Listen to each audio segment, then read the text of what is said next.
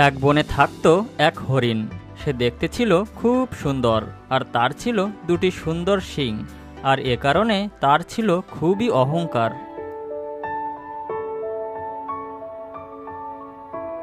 শুনেছি বনের উত্তর দিকে অনেক সুন্দর কচি কচি ঘাস আছে, আর সে ঘাস খেতে নাকি খুবই সুস্বাদু।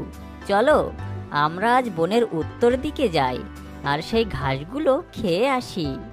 তোমাদের যেতে হয় তোমরা যাও, আমি তোমাদের মতো শুধু ঘাস লতাপাতা খেয়ে থাকতে পারবো না। আমি আজ যাচ্ছি বনের দক্ষিণ দিকের এক কুয়ার সুস্বাদু পানি খেতে, কিন্তু সেখানে আমি একাই যাব। তোমরা তোমাদের সুস্বাদু ঘাস খেতে যাও।